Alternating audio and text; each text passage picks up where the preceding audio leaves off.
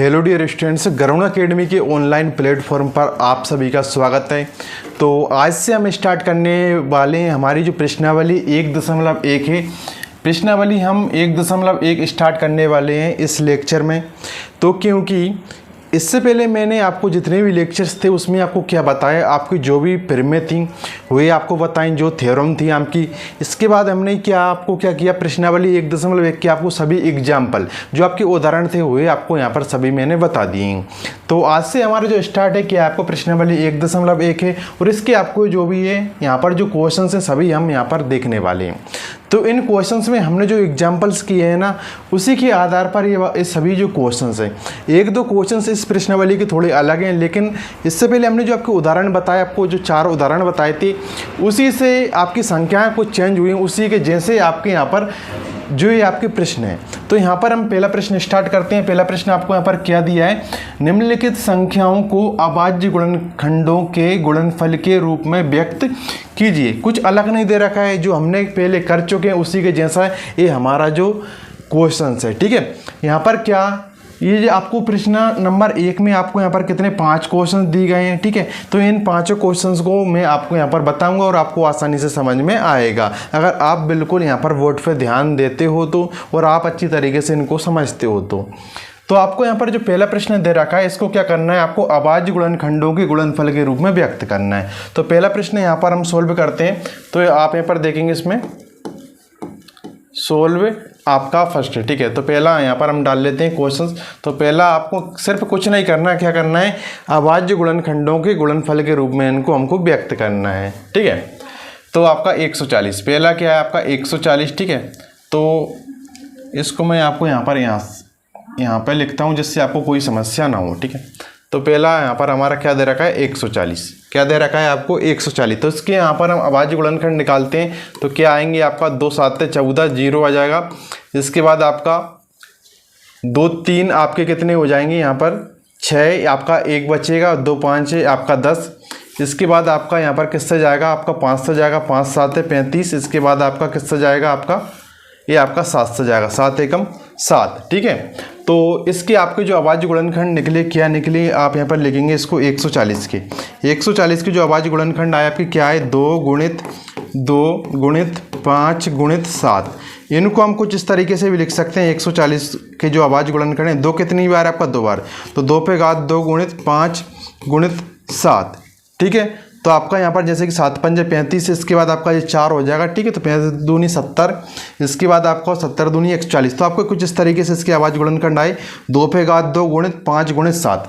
तो आपका यहाँ पर देखेंगे ये आपका यहाँ पर क्या, पहले जो हमारा फर्स्ट है क्या 140 के अभाज्य गुणनखंडों के गुणनफल के रूप में व्यक्त करना था, इसका आप यहाँ पर हो चुका है। इसके बाद हम सेकेंड देखते हैं। हमारे लिए सेकेंड जो दिया है, सेकेंड हमारे लिए क्या दे रखा है 156, क्या दे रखा है आपका 156। ठीक है, तो आपका यहाँ पर जो दूसरा वाला दे रखा है आपको यहाँ पर क्या दे रखा है 156। ठीक है, इसके आपको यहाँ पर अभाज्य गुणनखंड, आपको अभाज्य गुणनखंडों के गुणनफल के रूप में क्या करना है, व्यक्त करना है। तो इसके यहाँ पर हम निकालते हैं अभाज्य गुणनखंड 156। ठीक है, तो इसको आपका 2 से ही जाएगा, 2 7 14। ठीक है, इसके बाद आपका 1 बचा तो आपका कितने हो जाएंगे 2 8 16 है। इसके बाद आपका फिर से 2 से चला जाएगा, ये देखो 2 से ही जाएगा, 2 3 6 आपका 1 बचा, 2 नाम है 18। फिर आपका किससे चला जाएगा 3 से चलेगा, 3 एकम 3 3 3 9। इसके बाद आपका किससे जाएगा 13 से ही जाएगा, क्योंकि 13 एक क्या स्वयं अभाज्य संख्या है। ध्यान दीजिएगा आपको क्या लिखना है इसमें। अब आपको प्रश्न में क्या दे रखा है, अभाज्य संख्याओं के जो भी आपके गुणनफल के रूप में व्यक्त करना है, क्या करना है, जो भाज्य संख्या है ना उसकी आपको अभाज्य गुणनखंडों के गुणनफल के रूप में व्यक्त करना है, ना कि भाज्य के। ठीक है, इससे पहले हम इस टाइप के कई आपको क्वेश्चंस एग्जांपल्स में बता चुके हैं। ठीक है, तो इसकी आपके यहाँ पर जो अभाज्य गुणनखंड आए आपके यहाँ पर किसके 156 के जो आपके अभाज्य गुणनखंड है क्या आए हैं आपके 2 गुणित 3 गुणित आपके 13। इस तरीके से आपके 156 के जो अभाज्य गुणनखंड है हम किस आप रूप में लिख सकते हैं इसको, 2 कितनी बार है 2 बार। ठीक है, 2 पे घात 2 गुणित 3 गुणित 13। ठीक है, इसी तरीके से आपको यहाँ पर सभी दी गए हैं। आपको 38 पे आपको 38 25 5005 आपको 7429, तो आपको इसी टाइप के हैं। तो हम कौन सा देखते हैं, थर्ड वाला और देखते हैं। कौन सा देखते हैं, थर्ड वाला, ठीक है। तो थर्ड वाला देख लेते हैं हम। आपको दे रखा है, क्या दे रखा है आपको, 3825, ठीक है, 3825। तो इसके यहाँ पर हम अभाज्य गुणनखंड निकालते हैं। तो 5 दे रखा है, तो हम किससे पहले का 3 से ट्राई करते हैं। 3 एकम 3 आपका 3 दूनी चला जाएगा। देखो 3 एकम 3 आपका, इसके बाद 3 दूनी आपका 6 हो जाएंगे। कितने बचेंगे, 2 बचेंगे, 22 हो जाएंगे वो। तो 22 हो जाएंगे, मतलब आपके यहाँ पर 30 7 21 बचेगा आपका, 1 बचेगा, और 3 5 15, ठीक है। इसके बाद हम क्या 3 से ट्राई करते हैं, आपको 3 चौके 12 चला जाएगा, ठीक है। 3 से अभी भी चला जाएगा। ऐसे आपको यहाँ पर ऐड करके देख लेते हैं, ठीक है।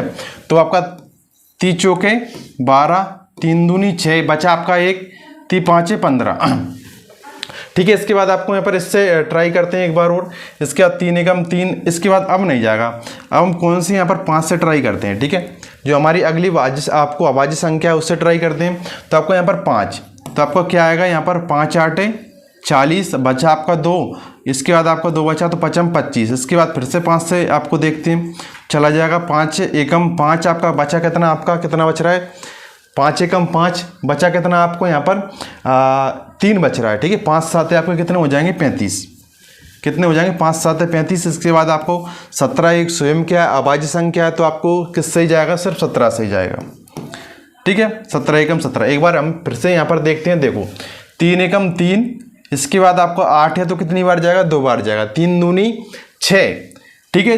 इसके बाद आपका बचा कितना, 2, तो आपको 22 हो जाएंगे। 22 में मतलब 30 7 21, बचेगा आपका कितना, 1। इसके बाद आपका 1 बचेगा, तो 1 और 5 कितने हो जाएंगे, क्योंकि 15 हो जाएंगे। 3 5 आपके 15, ठीक है।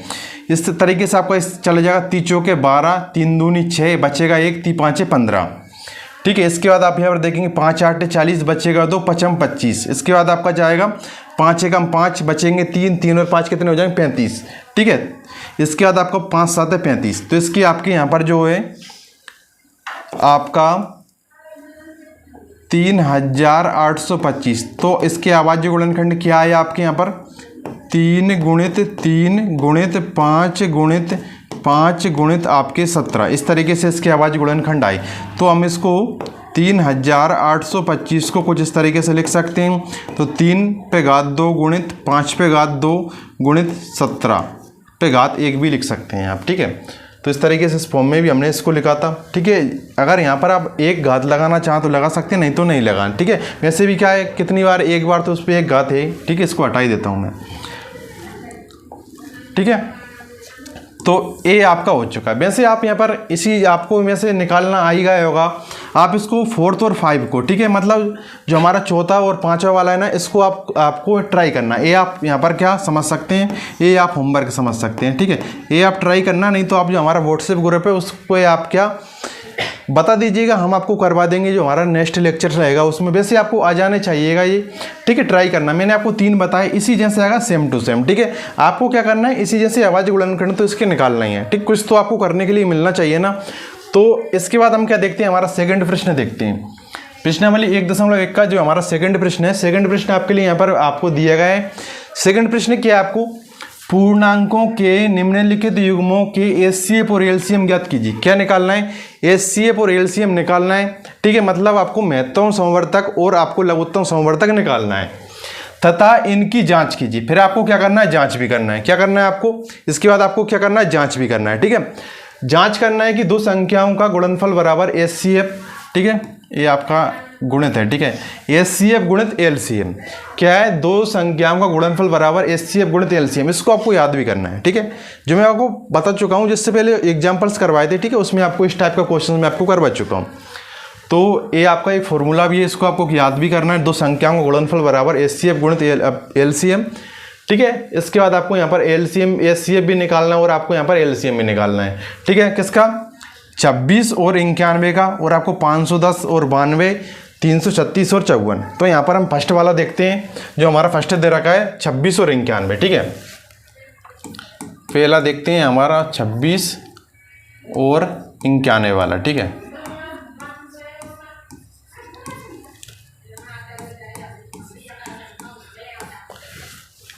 तो आपको यहाँ पर दो संख्याएं दी गई हैं, पहली आपको 26 दी गई और दूसरी आपको क्या दी गई, 91। ठीक है,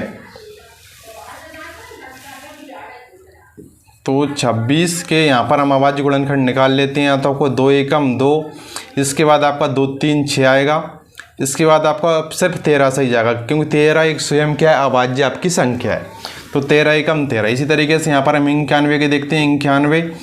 तो 91 का आपका किससे जाएगा, 2 से तो जाएगा नहीं, 3 से चला जाएगा, 3 तिया 9 आपका। ठीक है, 1 मिनट, 3 से भी नहीं जाएगा ये।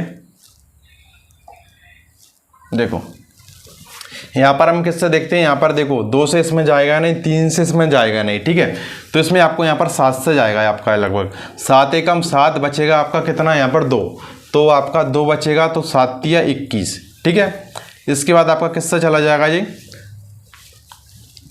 क्योंकि देखो इसके बाद आपका यहाँ पर कोई नहीं, सिर्फ 13 भी एक क्या है, अभाज्य संख्या ही है। तो आपको 13 एकम 13, तो आपको यहाँ पर किसके जो है हमारा 26 और 91 के अभाज्य गुणनखंड। तो इस सबसे पहले तो हम इसके अभाज्य गुणनखंड आपके यहाँ पर निकल चुके हैं। इसके हमको क्या करना है, एचसीएफ और एलसीएम निकालना है। इसके बाद हमको जाँच भी करना है, इसकी क्या करना है, जाँच भी करना है कि दो संख्याओं का गुणनफल बराबर क्या होता है, एचसीएफ गुणित एलसीएम के बराबर होता है। ठीक है, तो इसके आप यहाँ पर देखेंगे 26 के जो आपके अभाज्य गुणनखंड है कितने आए, 2 गुणित 13, और आपके यहाँ पर 91 के अभाज्य गुणनखंड कितने आए आपके यहाँ पर, 7 गुणित 13। ठीक है, इसके बाद हम क्या करेंगे, यहाँ पर क्या निकालना है, एलसीएम और एचसीएफ। ठीक है, एलसीएम और एचसीएफ कैसे निकालते हैं इससे पहले बता चुका हूँ आपको। एचसीएफ में क्या करते हैं, हमारी जो दोनों में जो हमारे क्या होते हैं, जो अभाज्य गुणनखंड क्या होते हैं जो दोनों में अभाज्य गुणनखंड हमारे क्या होते हैं, मतलब एक जैसे होते हैं, या दोनों में हमारे अभाज्य गुणनखंड क्या होते हैं, समान होते हैं, उनकी हम क्या लेते हैं, निम्नतम घात, मतलब उसकी हम क्या लेते हैं, छोटी घात लेते हैं। या दोनों में हमारा जो उभयनिष्ठ आपको गुणनफल होता है ना, उसकी हम क्या लेते हैं, यहाँ पर निम्नतम घात यानी कि छोटी घात लेते हैं। ठीक है, तो आपको यहाँ पर दिख रहा है कि इनमें आपको कॉमन, ठीक है, कॉमन आपको यहाँ पर जैसे कि 2 गुणित 13, इसके बाद आपको 7, तो आपको कॉमन सिर्फ क्या दिख रहा है, ये दिख रहा है आपको। ठीक है, कॉमन आपको 13 दिख रहा है। एचसीएफ कैसे निकालते हैं, और उसकी भी हम क्या लेंगे, छोटी घात, मतलब ये दोनों में क्या है, एक एक पावर है। ठीक है, यहाँ पे भी आपकी एक घात है, इसकी भी आपकी एक घात है। ठीक है, तो आपको यहाँ पर एचसीएफ इसका यहाँ पर लिख लेंगे, एचसीएफ इसका कितना आएगा आपका यहाँ पर 26, ये आप इस तरीके से लिख सकते हैं इसको। एचसीएफ किसका 26 और 91 का आपका कितना आ रहा है, इसकी हम क्या लेते हैं, छोटी घात लेते हैं। जो हमारे क्या दोनों में समान गुणनखंड होते हैं उसके लिए क्या लेते हैं, हम उसको लेते हैं, लेकिन उसकी भी हम छोटी घात लेते हैं, निम्नतम घात। तो आपको यहाँ पर एचसीएफ आपका कितना निकल जाएगा, 13। और आपका यहाँ पर एलसीएम किसका, एलसीएम भी आप यहाँ पर कैसे निकालते हैं, किसका 26 और 91 का। तो एलसीएम में हम क्या करते हैं, एलसीएम में हम जो जितने भी हमारे गुणनखंड होते हैं ना, उन सभी को ले लेते हैं। क्या ले लेते हैं, जितने भी हमारे गुणनफल आपको खंड होते हैं, जो भी हम क्या अभाज्य गुणनखंड करते हैं, उन सभी को लेते हैं, और उन सभी की क्या लेते हैं, हम सबसे बड़ी पावर, मतलब सबसे बड़ी घात लेते हैं। ठीक है, तो आपको यहाँ पर गुणनफल कौन कौन से, यहाँ पर हमारा 1 2 है, एक हमारा 7 है और एक हमारा 13 है। ठीक है, तो इसके आपको यहाँ पर 7 आप यहाँ पर कर सकते हैं, 7 दूनी 14 गुणित आपके 13, तो आपके यहाँ पर करेंगे 13, आपको 13 का वर्ग 13, मतलब यहाँ पर गुणा भी कर सकते हैं। वैसे 169 182 आना चाहिए, क्या आना चाहिए, 182। आप करके देख लीजिएगा, वैसे 182 आएगा आपको। 4 3 12, 12 की 2 हंसे लेकर आएगा, 3 एकम 3, आपको 4 3 7 और 1 8 हो जाएगा, 182 आएगा। कितना आएगा, 182। ठीक है, तो आपको यहाँ पर लिख देना 182। ठीक है, तो इसका आपको यहाँ पर जो हमारा आंसर आया इसका कितना है, 182। क्या आया यहाँ पर हमारा 182 आया। क्या एलसीएम, क्या आया, एलसीएम आया हमारा 26 और 91 का। ठीक है, तो अभी भी हमारा क्या जे वाला बिल्कुल अभी हमारा जो क्वेश्चन है अभी क्या खत्म नहीं हुआ। इसमें एक और चीज़ पूछी गई है कि आपको जांच भी करना है। क्या करना है, आपको जांच भी करना है कि बताओ कि दो संख्याओं का गुणनफल बराबर होता है वास्तव में क्या, एचसीएफ गुणित एलसीएम के। मतलब हमारी जो दो संख्या हैं जब हम इनका आपस में गुणा करेंगे 26 और 91 का, और हमारा जो एचसीएफ आया और हम एलसीएम का, एचसीएफ और एलसीएम का आपस में गुणा करेंगे, दोनों ही क्या आना चाहिए, बराबर आना चाहिए। ठीक है, तो हम उसको चेक करते हैं अभी। तो हमारा जो एचसीएफ आया कितना, 13 आया, और हमारा जो एलसीएम आया कितना है, 182 आया। ठीक है, तो अब हम इसकी क्या कर लेते हैं, जांच कर लेते हैं यहाँ पर। ठीक है, इसकी यहाँ पर हम जांच कर लेते हैं।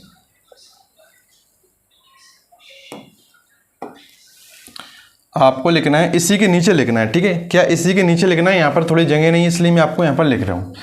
जांच कर लेते हैं, ठीक है। जांच में आपको यहाँ पर आपको लिखना है, क्या लिखना है? दो संख्याओं का गुणनफल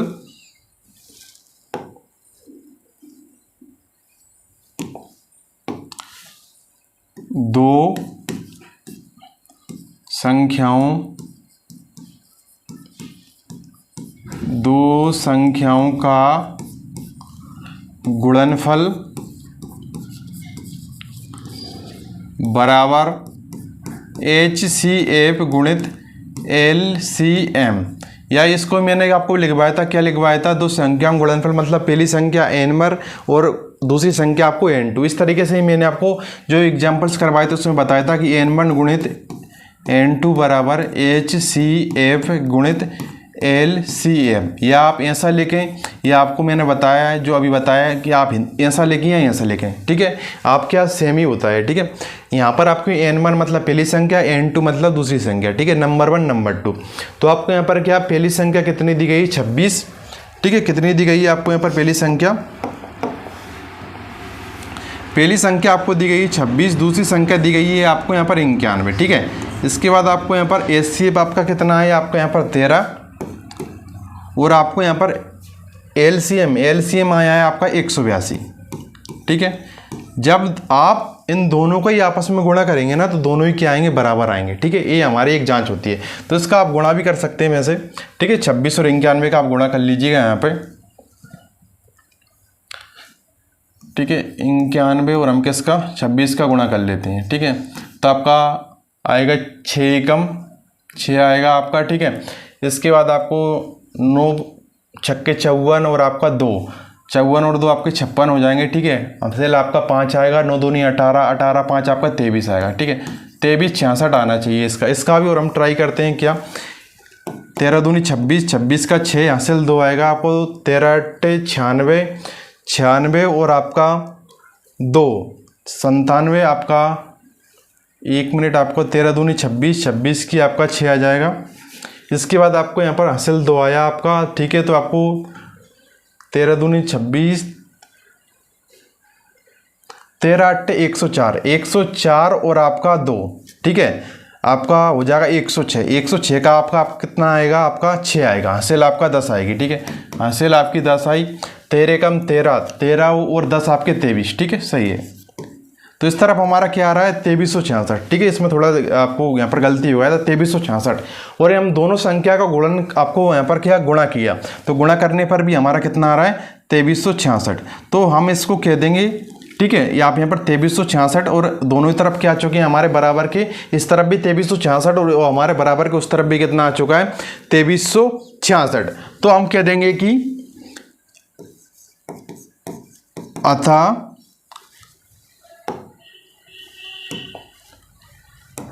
आप लिख सकते हैं, अतः दो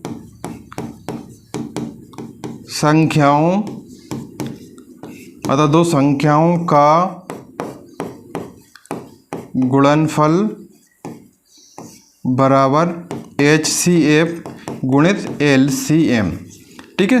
सिद्ध हुआ या प्रूव्ड आप यहाँ पर कुछ लिख सकते हैं, ठीक है। तो इस तरीके से हमने इसको क्या, हमने सबसे पहले हमने क्या किया इसमें? सबसे पहले हमने क्या इसकी आवाज़ गुणनखंड की, ठीक है। आवाज़ गुणनखंड करने के बाद हमने क्या निकाला? इसका HCF निकाला। HCF निकालने के बाद हमने क्या निकाला? इनका LCM निकाला, ठीक है। इसके बाद उन्होंने पूछा था कि जांच भी करना है, क्या करना है? जांच भी करना है। तो इसकी हमने क्या जांच करी? जांच में इन्होंने बोला था कि बताओ कि दो संख्याओं का गुणनफल, मतलब जब हम दो संख्याओं को आपस में गुणा करेंगे तो बराबर आएगा किसके? HCF और गुणित LCM का। जब हम HCF और LCM का गुणा करेंगे उसके क्या आएगा? बराबर आएगा। तो इस तरफ भी हमारा 2366 आ चुका है, इस तरफ भी हमारा 2366 आ चुका है। मतलब दोनों का हमारा एकदम सही है कि दो संख्या का गुणनफल हो रहा है, बराबर हो रहा है किसके? HCF और गुणित LCM के बराबर हो रहा है। तो इस तरीके से आपको यहाँ पर क्या सेकेंड और थर्ड इसको भी आपको ही करना है, ठीक है।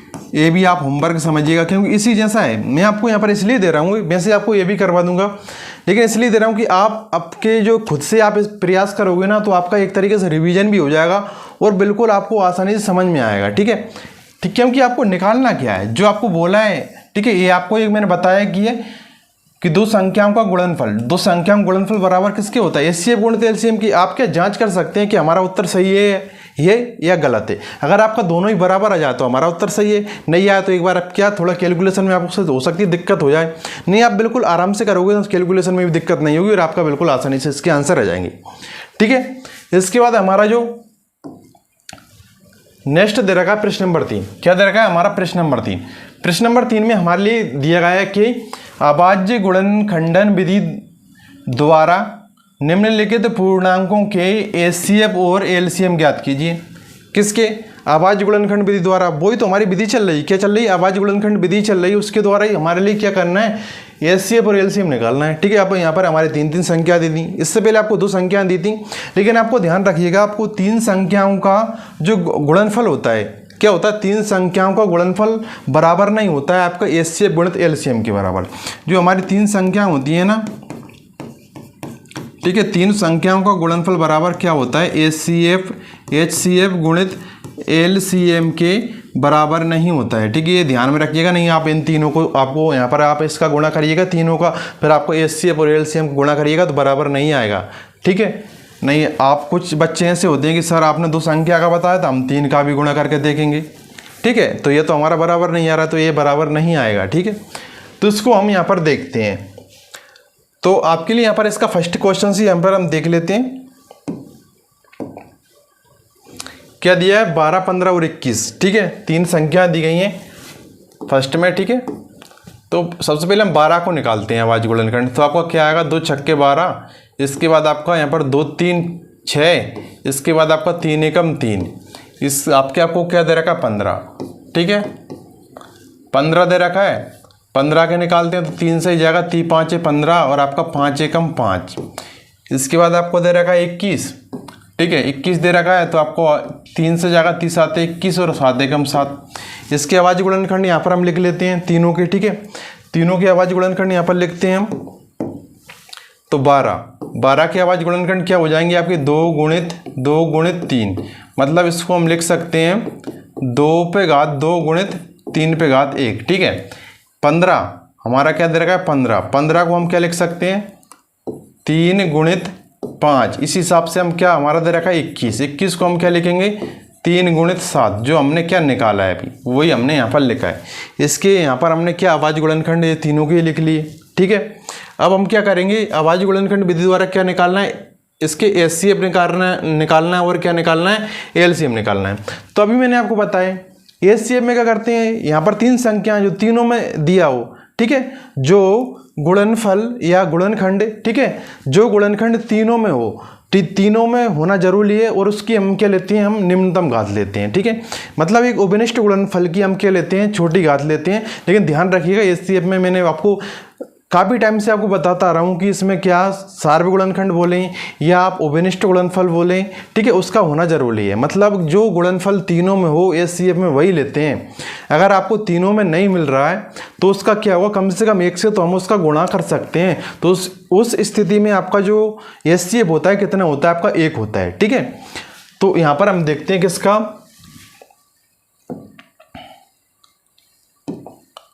ठीक है, तो आप यहाँ पर आपको यहाँ पर सबसे पहले हम क्या निकाल लेते हैं, एचसीएफ निकाल लेते हैं। क्या निकाल लेते हैं, एचसीएफ किसका निकाल लेते हैं, आपको यहाँ पर 12, 15 और आपकी 21 का। ठीक है, 12, 15, 21 का आपको यहाँ पर एचसीएफ निकाल लेते हैं।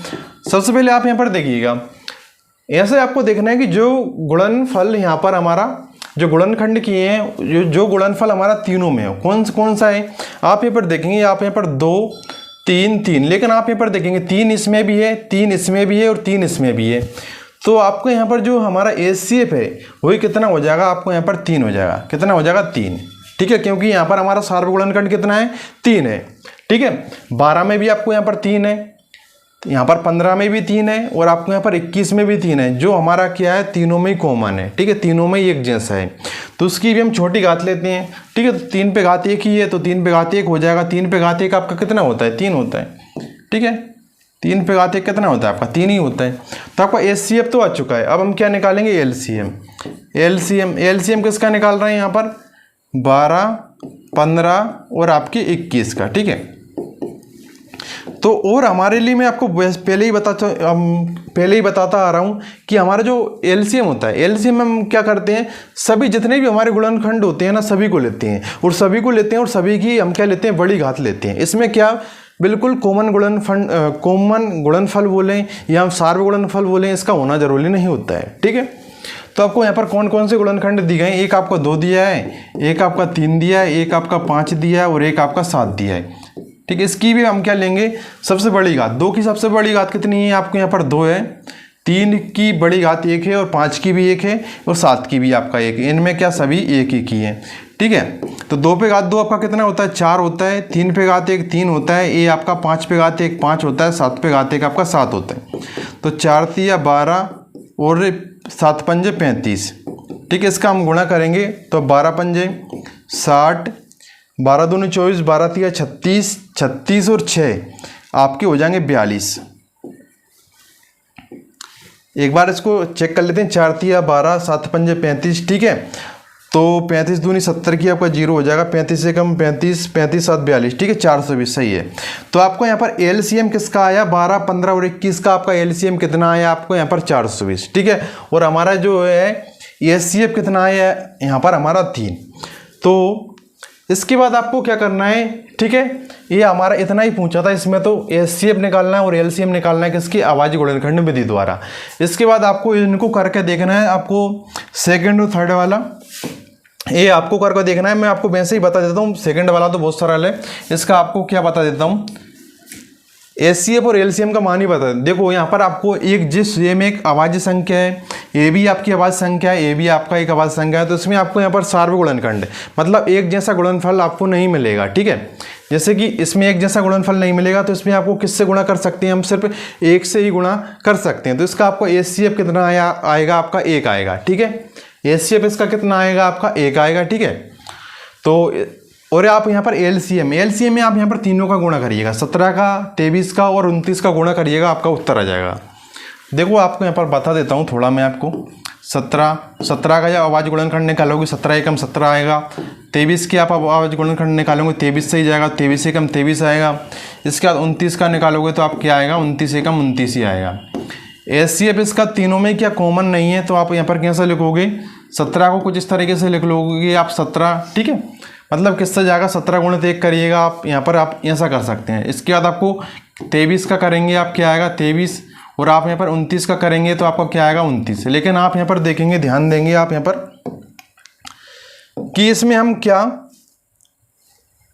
जो हमारा गुणा, इसमें हम किसका, अगर यहाँ पर कोई आपको सार्वगुणनखंड दिख रहा है का, नहीं दिख रहा है, कोई गुणनखंड नहीं है इसमें, तीनों में कोई कॉमन गुणनखंड नहीं है, तो इसमें हम किससे, 1 से तो गुणा कर सकते हैं ना, ठीक है।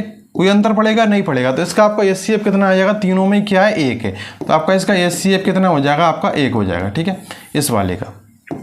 इसके बाद आपको क्या, एलसीएम में आपको क्या करते हैं, हम सबसे बड़ी घातों में लेते हैं और पूरे गुणनखंड लेते हैं। तो आपका एक 17 गुणनफल 1 13 है, आपका 1 29 है। तीनों का जब आपस में आप गुणा करोगे, 17 23 और 29 का गुणा करिएगा तो वो आपका एलसीएम हो जाएगा, ठीक है। इस हिसाब से आप इसको कर लीजिएगा, तो बहुत सिंपल आएगा, ठीक है। आप इसको प्रयास करिएगा, जो भी नहीं आएगा आप व्हाट्सएप पे बता दीजिएगा, हमारा जो व्हाट्सएप ग्रुप है उसको बता, आपको जो हमारा नेक्स्ट लेक्चर रहेगा उसमें आपको ये भी बता दिए जाएंगे कि आपको अगर नहीं आता, वैसे आपको आ जाना चाहिए, ये आपको मैंने बता ही दिया है, ठीक है। इसके बाद हमारा जो है प्रश्न नंबर 4, प्रश्न नंबर 4 आपके लिए दिया गया है कि 306 और 657 बराबर 9 दे रखा है। क्या दे रखा है, 2 संख्याएं दी गई हैं, आपको एक संख्या दी गई 306, एक संख्या दी गई है आपको 657, बराबर कितना दे रखा है, 9 दिया है। और आपको एलसीएम निकालना है किसका, 306 और 657 का, तो ज्ञात कीजिए। तो इसको भी आप क्या आज होमवर्क में रखिएगा, ठीक है, किसमें, होमवर्क में। या तो मैं आपको जो नेक्स्ट लेक्चर है मैं आपको बताऊंगा ही, ठीक है, क्योंकि ये थोड़ा आपको, इससे पहले मैं आपको एग्जांपल से वैसे करवा चुका हूँ इसका उदाहरण, ठीक है। वैसे अगर आप व्हाट्सएप ग्रुप पे अगर उस पर भी नहीं बताते तो ये वाला क्वेश्चन तो मैं आपको नेक्स्ट लेक्चर में, जो हमारा लेक्चर अगला रहेगा ना क्लास, ठीक है,